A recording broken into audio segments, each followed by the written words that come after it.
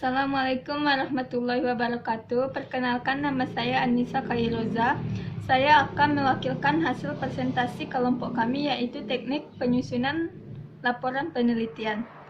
Terlebih dahulu, laporan penelitian merupakan suatu media atau dokumen komunikasi antara peneliti dengan masyarakat umum, terutama pembaca yang ditargetkan atau yang berkepentingan dengan penelitian yang telah dilakukan tersebut.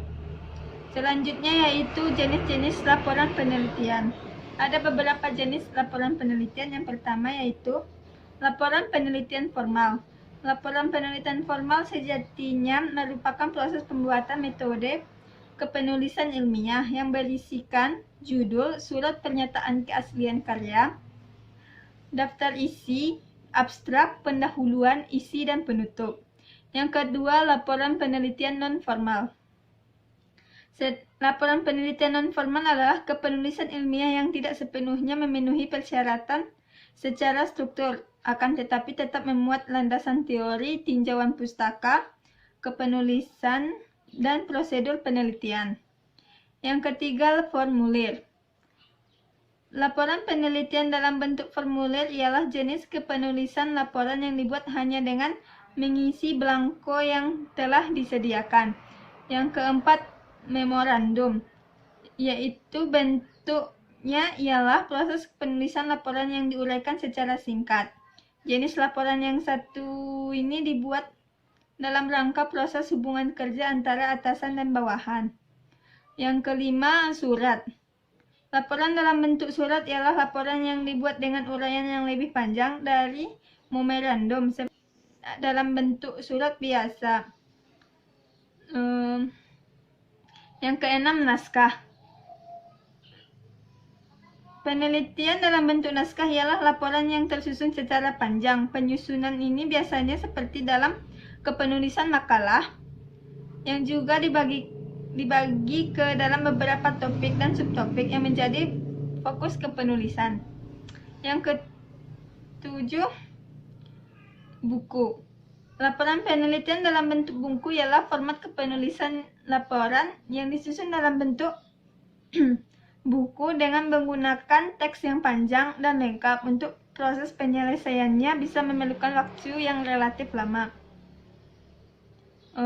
Jenis laporan biasa dibedakan menjadi beberapa kategori, ditinjau berdasarkan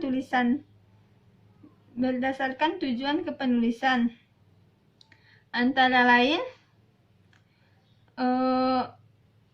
laporan panjang dan singkat.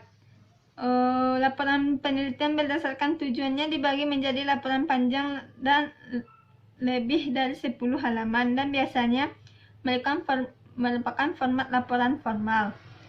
Sementara laporan pendek kurang dari 10 halaman, sebagian besar laporan tersebut merupakan informal. Yang ke-9, laporan internal dan eksternal. Tujuan kepenulisan laporan internal biasanya berjalan di dalam organisasi, sedangkan laporan eksternal untuk penggunaan di luar organisasi. Yang ke-10, laporan vertikal dan lateral. Jenis laporan vertikal mewakili arah laporan. Laporan yang naik atau turun hierarki disebut sebagai laporan vertikal. Laporan lateral berjalan antara tingkat organisasi yang sama. Yang ke-11, laporan berkala. Laporan berkala melaporkan secara berkala dan jenis-jenis laporan ini biasanya merupakan laporan vertikal untuk memeriksa keseluruhan kegiatan bisnis,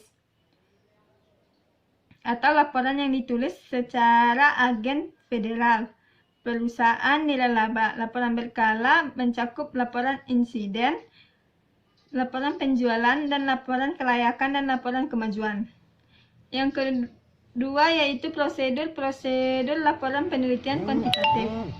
Yang pertama yaitu menulis bab 1. Bab 1 disebut juga sebagai bab pendahuluan yang isinya berupa uraian penjelasan mengenai latar belakang permasalahan yang diteliti, rumusan masalah, identifikasi masalah, tujuan penelitian, kegunaan penelitian, kerangka berpikir, metode atau prosedur penelitian, dan jadwal pelaksanaan penelitian. Isi bab 1 merupakan pedoman utama bagi penelitian baik dalam melakukan kegiatan lapangan atau mencari data maupun dalam mengolah dan menganalisis data.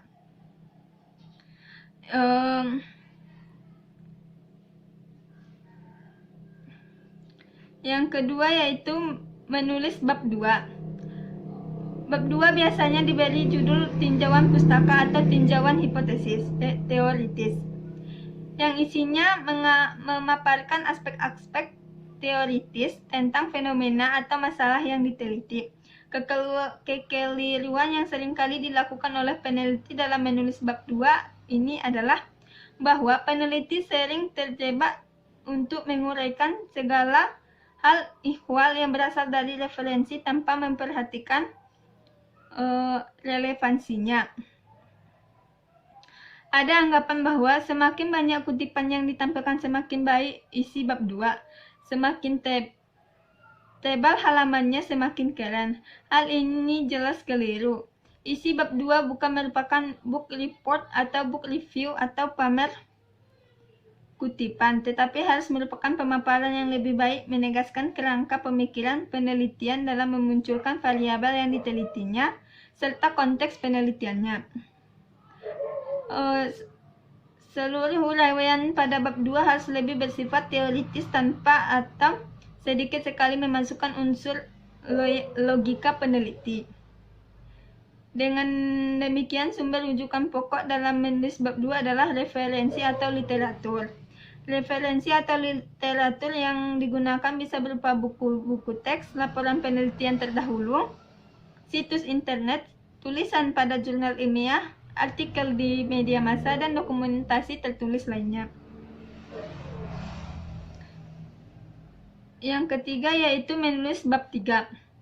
Dalam penelitian kuantitatif, isi bab 3 pada umumnya berisi uraian mengenai objek penelitian, sehingga diberi judul gambaran umum tentang objek penelitian. Misalnya gambaran umum proses belajar dan pembelajaran di Vkom 4. Subpokok bahasanya dapat dimulai dengan menguraikan sejarah keberadaan objek yang diteliti, karakteristik umum dan karakteristik khusus objek yang diteliti, sarana dan prasarana, aspek sumber daya manusia, dan lain-lain. Namun dengan demikian, isi bab 3 ada kalanya bukan sekedar memaparkan gambaran umum objek yang diteliti, tetapi juga memaparkan metodologi penelitian. Jika ini yang dipilih, maka uraian metodologi penelitian yang sudah diuraikan pada bab 1 dan harus dijelaskan pada bab 3 dengan lebih menekankan pada aspek implementasinya secara nyata dalam proses penelitian kita.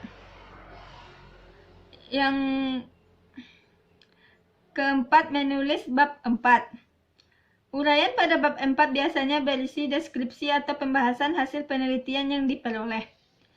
Pendeskripsian yang dilakukan menyangkut data hasil penelitian, baik data mengenai responden maupun data mengenai hasil pengukuran variabel-variabel yang akan diteliti.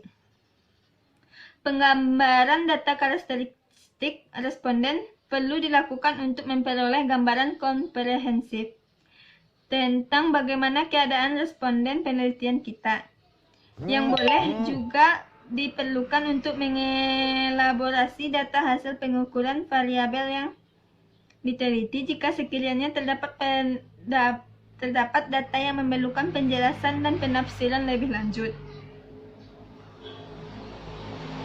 Setelah dilakukan deskripsi data, khususnya untuk penelitian eksplanatif yang mengharuskan adanya pengujian hipotesis, analisis data, dan pembahasan hasil penelitian perlu dilakukan menggunakan analisis statistik inferensial.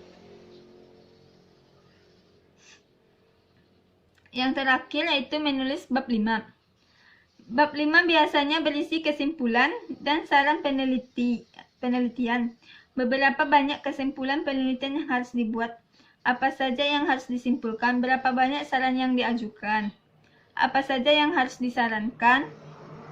Hal-hal itu seringkali menjadi pertanyaan klasik penelitian ketika mulai menulis bab 4.